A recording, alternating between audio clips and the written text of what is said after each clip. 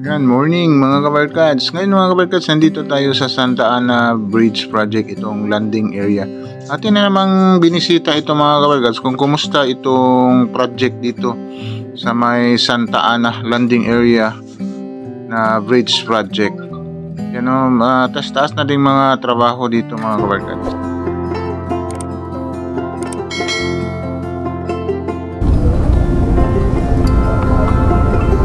Yan mga kabarkads, nandito tayo sa may dito sa may Santa Ana na area. Yan, update na naman natin ito mga kabarkads dito sa area. Yan, ito yung sinabi ko kanina mga kabarkads, is malapit na matapos itong tapos na itong dito sa may relay mga kabarkads. Matagal na sila natapos dito mga kabarkads. Ito pala kahaba yung tambak dito mga kabarkads. Dito pala siya. Yan o, matagal na dito sila natapos itong relay. Yan, tapos dito magkukunik pala yung itong Santa Ana na pababa. Dito siya magkukunik. Yan, ito yung tambak nila na napakahaba. Last nag-update tayo is wala pa itong tambak dito. Ngayon is nilagay na nila ang tambak dito sa area. Yan.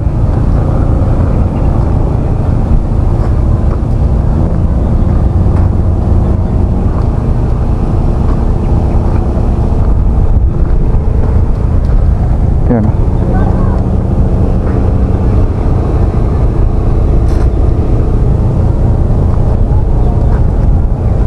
Yan, titignan na itong mga workers.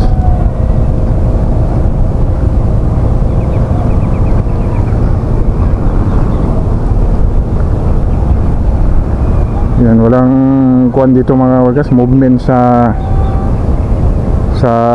project dito sa kuwan, itong pababa ng Santa Ana Bridge.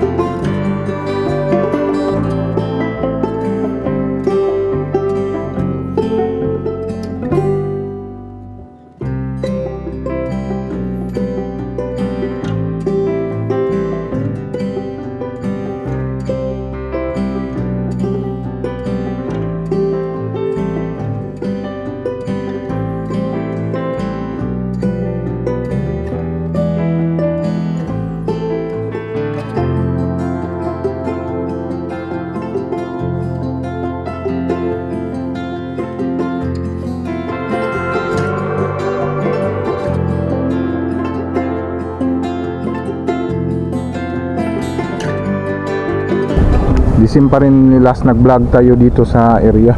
Ito lang mga balso, nagdagdag sila dito ng tambak para mag-connect dito sa kabila, itong sa relay na project. Yan.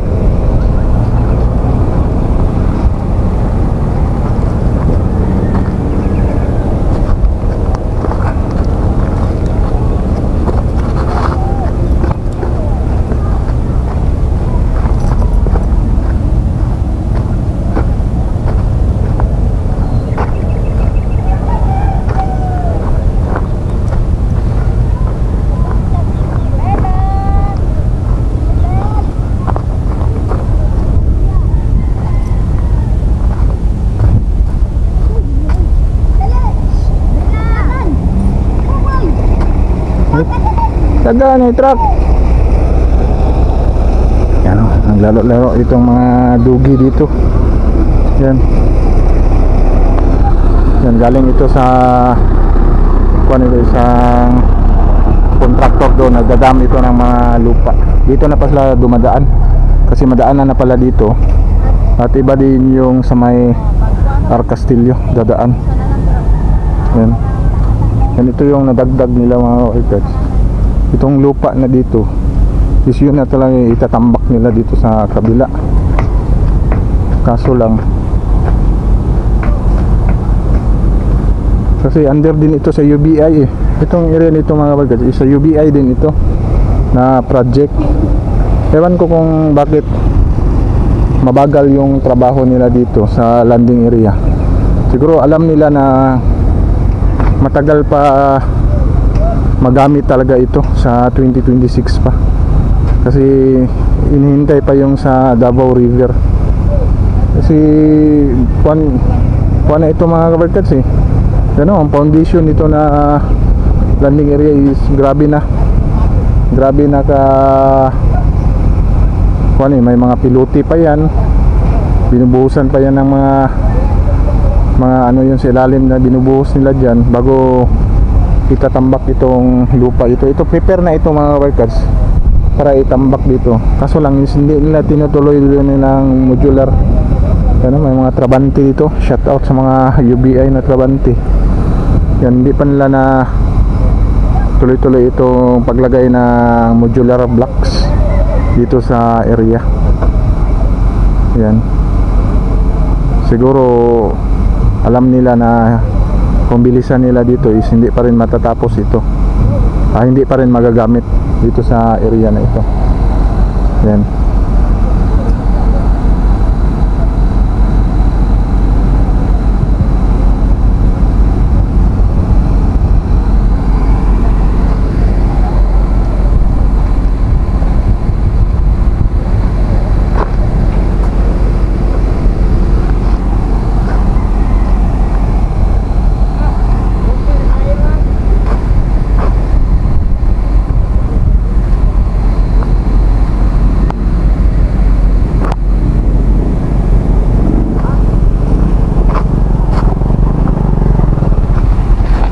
Shout out UBI mo na?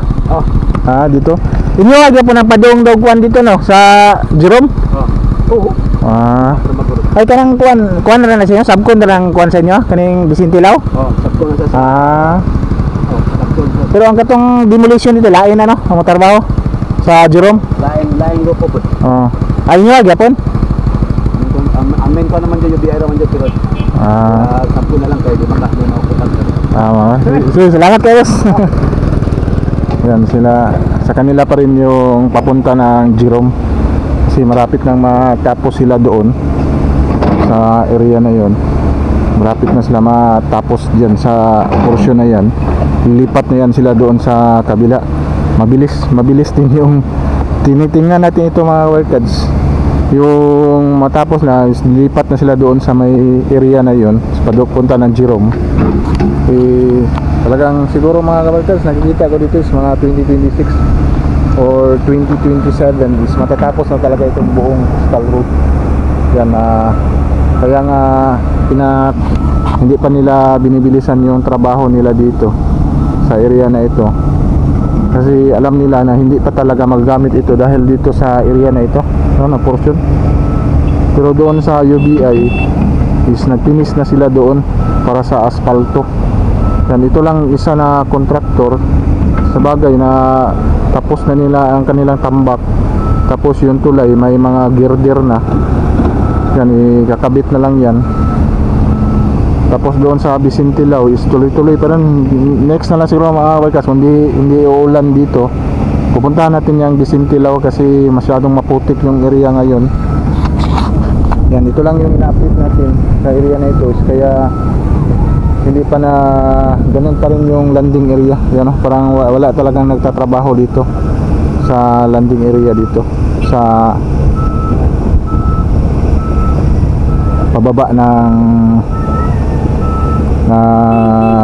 Santa Ana Bridge.